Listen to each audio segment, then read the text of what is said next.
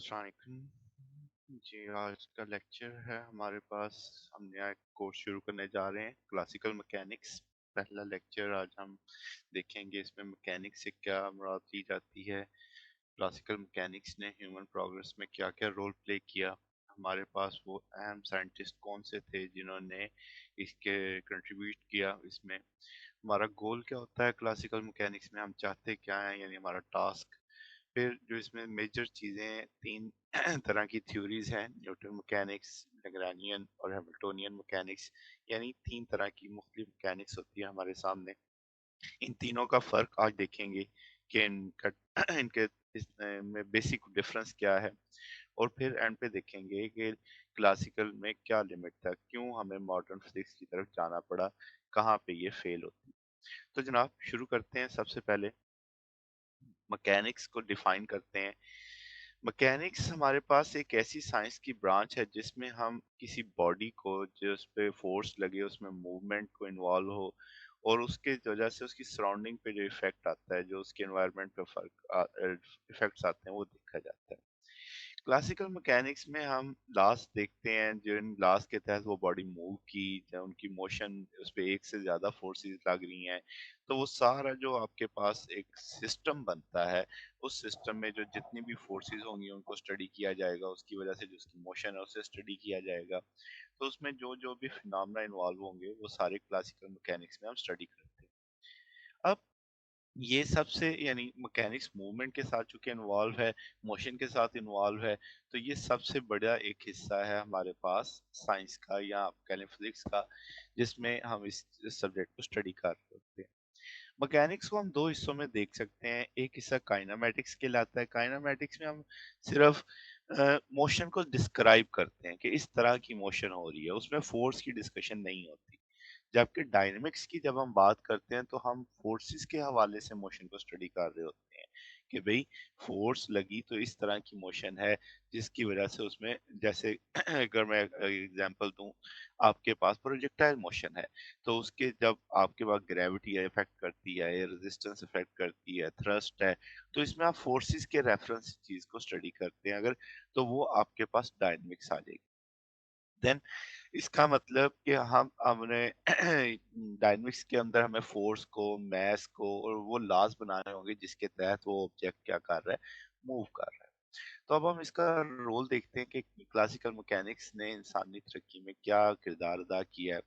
अब आपके पास सबसे पहली चीज, क्लासिकल मैकेनिक्स हमेशा मैक्रो ऑब्जेक्ट्स को डील करती है, यानी जो साइज में काफी बड़े होते हैं। आपके पास जैसे आप space craft, planet, star, galaxies, यानी डेली लाइफ में जो चीजें बड़ी हैं वो सारी हम क्लासिकल मैकेनिक्स के तहत स्टडी की जा सकती हैं।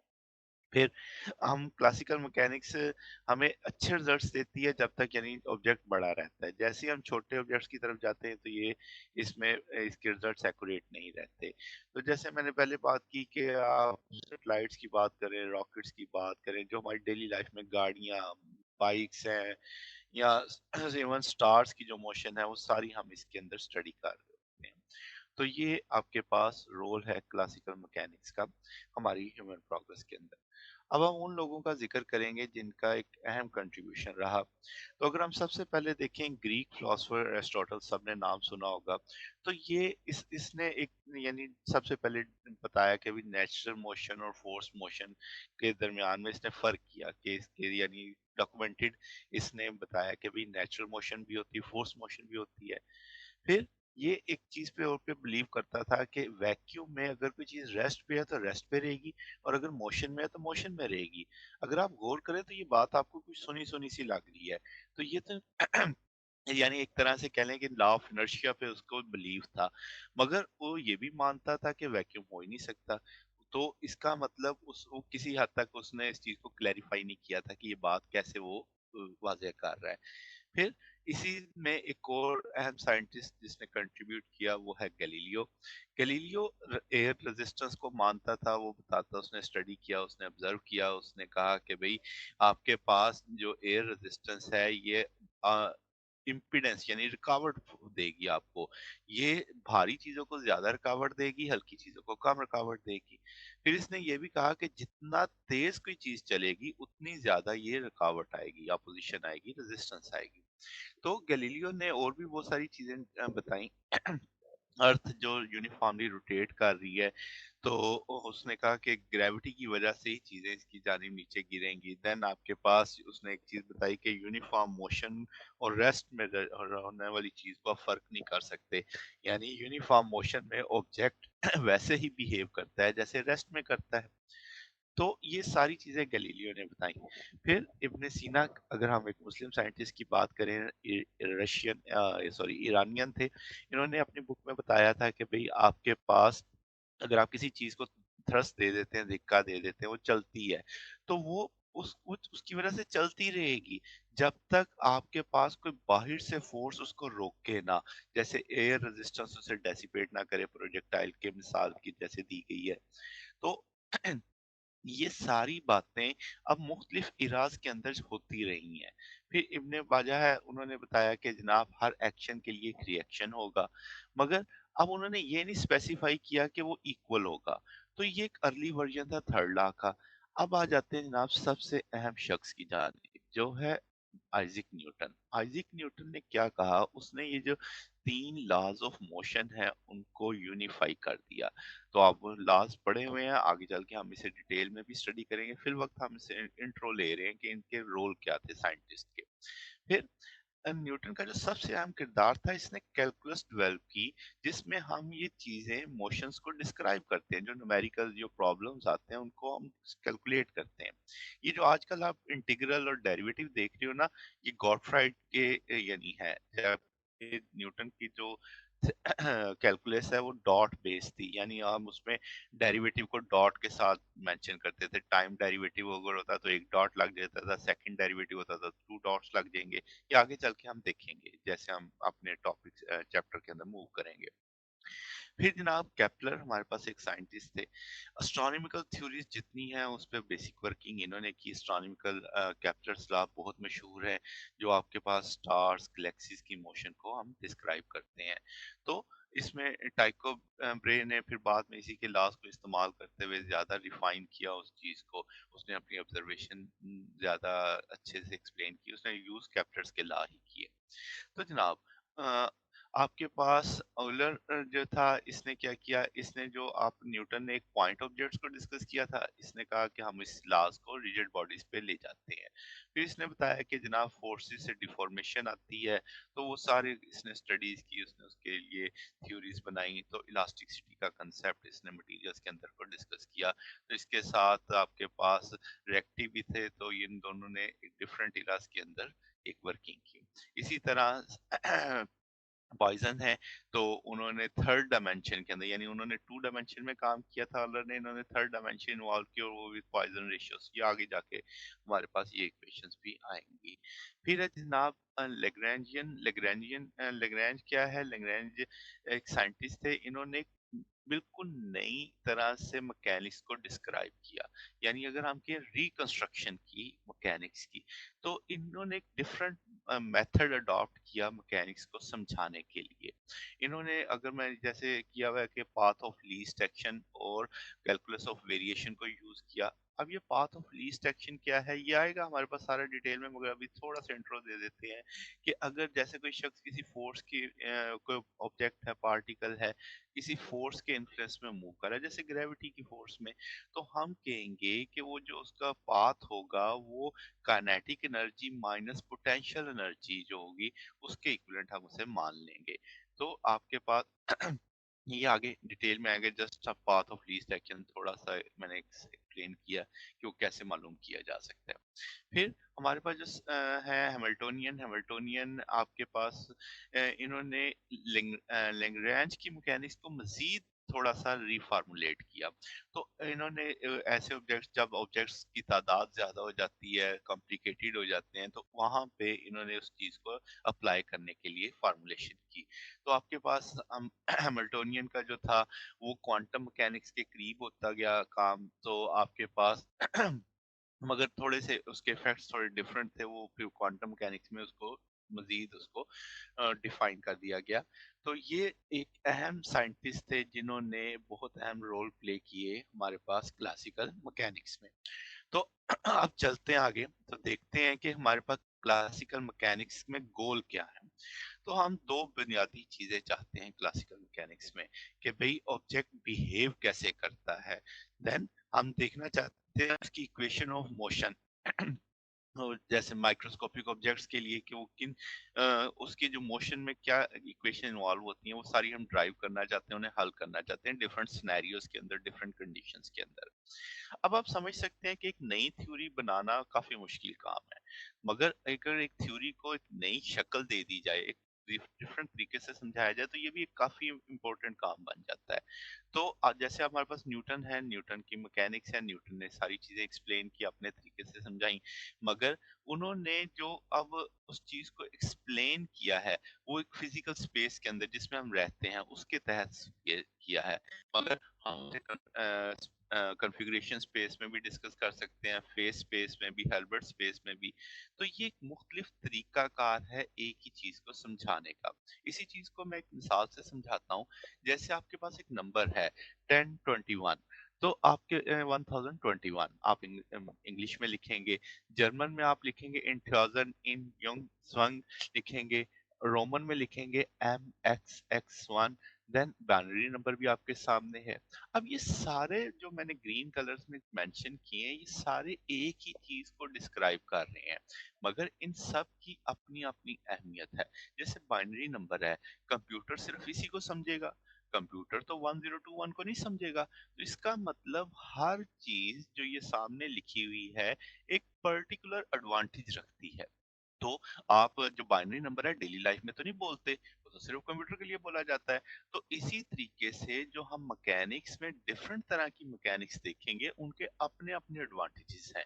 जैसे अगर हम बात करें, न्यूटन की बात करते हैं, तो न्यूटन के बहुत सिंपल सा, यानी उसने लिविंग फिजिक्स, लिविंग आपके जो सिनेरियो यूज किया कि आपके कोऑर्डिनेट्स जो आपके डेली लाइफ में इस्तेमाल होंगे, तो आपके पास न्यूटेनियन फार्मूला जो है वो, यानी आप ये फिग देखें तो आपको ये सारी बात समझ आ जाएगी। ये बहुत अहम तस्वीर है, इसकी मदद से तो हम सारी चीज यानी पूरा कोर्स समझ जाते हैं। तो देखिए हमारा सब्जेक्ट है क्लासिकल मैकेनिक्स। अगर हम फिजिकल स्पेस यानी न्यूटन मैकेनिक्स को यूज करेंगे, सेकंड लॉ जिसे हम कहेंगे, उसमें इन्वॉल्व करेंगे, तो इक्वेशन ऑफ मोशन तक जा सकते हैं। यानी अगर मैं सादा अल्फाज में बोलूं कि इक्वेशन ऑफ मोशन आप पढ़ सकते हैं न्यूटन मैकेनिक्स के तहत। उसमें अगर आप कौन सी स्पेस यूज करेंगे, फिजिकल स्पेस, यानी X Y Z coordinate axis जिसे आप बोलते हैं। फिर अगर आप देखो अपने राइट हैंड पे, तो लेग्रांजियन मैकेनिक्स है, इसमें आप कॉन्फ़िगरेशन स्पेस यूज कर रहे हैं। तो यहाँ से भी लेग्रांजियन का मकसद भी इक्वेशन ऑफ मोशन ही बनाना है, मगर वो जो इक्वेशन यूज करेगी उसे ऑर्डर लेग्रांजियन इक्वेशन बोलेंगे। इसी तरीके से अगर आप लेफ्ट पे देखो तो हैमिल्टोनियन मैकेनिक्स है। हैमिल्टोनियन मैकेनिक्स में फेस स्पेस इस्तेमाल की गई है, पहुंचे हम फिर भी इक्वेशन ऑफ मोशन तक ही है। यानी तीनों मैकेनिक्स में अगर मैं सादा सादा बात करूं कि हमने जाना इक्वेशन ऑफ मोशन तक की है, मगर different scenarios, different mathematical arena को यूज करते हुए हम वहां तक पहुंचेंगे। तो ये आपस में कन्वर्ट भी की जा सकती हैं, जैसे हैमिल्टोनियन को लेग्रांजियन में लेजेंडर ट्रांसफॉर्म किया जा सकता है। तो ये बेसिक आपका, मैं कह लें कंसेप्ट मैप आपके सामने मैंने ड्रा कर दिया कि इस तरीके से हम तीन मैकेनिक्स को स्टडी करते हैं, और तीनों का टास्क एक है, मगर मैकेनिज्म डिफरेंट है कि हम वहां तक पहुंचते डिफरेंट तरीके से हैं। तो इसको थोड़ा आप डिटेल में देख लेते हैं, इनके एडवांटेज और डिसएडवांटेज, कि हमारे पास हैमिल्टोनियन, न्यूटोनियन और लैग्रांजियन में क्या फर्क है। अगर मैं बात करूं न्यूटोनियन की, तो ये सिंपल सिस्टम्स पे अप्लाई होता है। इसमें आपके पास थोड़ा सा अगर सिस्टम कॉम्प्लिकेटेड हो जाएगा, जिसमें कोई कुछ रुकावट या कुछ कंडीशंस आ जाएंगी, फिर हम लैग्रांजियन की हेल्प ले लेते हैं। हैमिल्टोनियन को तब हम यूज करते हैं जब हमारे पास ढेर सारे ऑब्जेक्ट्स आ जाते हैं, यानी सिस्टम में काफी सारे ऑब्जेक्ट्स होते हैं, फिर हम प्रेफर करते हैं हैमिल्टोनियन को। तो अब आपको अंदाजा हो रहा है कि हम न्यूटेनियन कहाँ पे इस्तेमाल करना प्रेफर करेंगे, देन लैग्रांजियन कहाँ पे प्रेफर करेंगे, और हैमिल्टोनियन कहाँ पे प्रेफर करेंगे। अब अगर थोड़ा और डिटेल में देखा जाए कि आपके पास लैग्रैन्जियन और हैमिल्टोनियन का फायदा क्या है, हम इसमें स्केलर क्वांटिटीज को इस्तेमाल करते हैं, जबकि न्यूटनियन मैकेनिक्स में हम वेक्टर्स क्वांटिटी को इस्तेमाल करते हैं। यानी वेक्टर्स होंगे तो हमें उसको डील करना थोड़ा डिफिकल्ट हो जाएगा, क्योंकि उसमें डायरेक्शन इन्वॉल्व हो जाती है। तो आपके पास लैग्रैन्जियन और हैमिल्टोनियन का एडवांटेज ये हुआ कि हम उसे किसी भी सिस्टम पे बड़ी आसानी से लगा सकते हैं, मैकेनिकल, इलेक्ट्रिकल और ऑप्टिकल, हर तरह के सिस्टम में। तो जबकि न्यूटोनियन मैकेनिक्स में ये थोड़ी सी अब एक यानी एक ड्रॉबैक कह लें उस चीज का। तो आपके पास लैग्रांजियन और हैमिल्टोनियन का फायदा ज्यादा है। अच्छा, अब हम बात करते हैं, जैसे अगर डिफरेंस अगर हम कहें के पॉइंट्स में समझाया जाए, तो आपके पास जो न्यूटोनियन मैकेनिक्स है, ये बेस करती है किस पे? फोर्स, जैसे मैंने कहा ना, वेक्टर्स क्वांटिटी है, फोर्स है, एक्सेलरेशन है, जिसकी मदद से आप तीन लॉज आपने पढ़े हुए हैं। तो आपके पास न्यूटोनियन मैकेनिक्स में हमें कंस्ट्रेंट्स को, यानी जो रुकावट है, अपोजिशन है, उसकी ज्योमेट्रिकल शेप है, उस सब को स्टडी करना पड़ता है। जबकि जो लैग्रांजियन है, ये अब आपके पास जब हम किसी चीज को सॉल्व करते हैं, तो ये उसके जो कोऑर्डिनेट्स हैं, तो ये जनरलाइज कोऑर्डिनेट्स में वर्किंग करती है, यानी कार्टेशियन कोऑर्डिनेट्स में वर्किंग नहीं करती। तो ये जनरलाइज कोऑर्डिनेट जब हम इस लैग्रांजियन तक पहुंचेंगे तो आपको समझ आएगी कि लैग्रांज जनरलाइज कोऑर्डिनेट से क्या मुराद ली जाती है। फिर इसमें हम क्या करते हैं कि आपके पास जैसे मैंने कहा था, पाथ ऑफ लीस्ट एक्शन की बात की थी, तो आपके पास मिनिमम इंटीग्रल हम, यानी आप इस्तेमाल करते हैं कि पाथ, रास्ते की जो कंस्ट्रेंट है उन्हें इग्नोर करके सिर्फ पाथ के ऊपर इनिशियल फाइनल के तहत हम कंसेप्ट को लेके चल रहे होते हैं। हैमिल्टोनियन मैकेनिक्स की अगर हम बात करें, तो ये आपके पास टाइम डेरिवेटिव जो आप लेंगे, जिसमें लैग्रांजियन को, उसको हम मोमेंटा के साथ रिप्लेस कर देते हैं। तो ये चीजें आपके पास बेसिक डिफरेंस ला रही होती हैं लैग्रांजियन, हैमिल्टोनियन और न्यूटोनियन मैकेनिक्स में। अब हमारे पास जो चीज है कि क्लासिकल मैकेनिक्स की लिमिटेशन क्या है? लिमिटेशन ये है हमारे पास कि भाई आपके पास जब तक चीजें बड़ी हैं, और यानी अब मैक्रो ऑब्जेक्ट्स हैं, तब तक तो ये बड़े अच्छे रिजल्ट्स देते हैं। आपके पास, हम इसको क्लासिकल मैकेनिक्स को डायनेमिक इलेक्ट्रोडायनेमिक्स के साथ भी स्टडी कर रहे होते हैं, थर्मोडायनेमिक्स के साथ भी हम इसे स्टडी कर सकते हैं। हैं। तो अब मसला कहाँ पे पड़ा? मसला जब पड़ा कि जब हम एटॉमिक लेवल पे जाना शुरू हुए, वहां पे क्लासिकल मैकेनिक्स नहीं समझा पाती थी, जैसे एनर्जी लेवल नहीं समझा पाती थी, एटम्स के साइज के साथ जब हम डील करते थे, तो ये सारे प्रॉब्लम्स आ गए।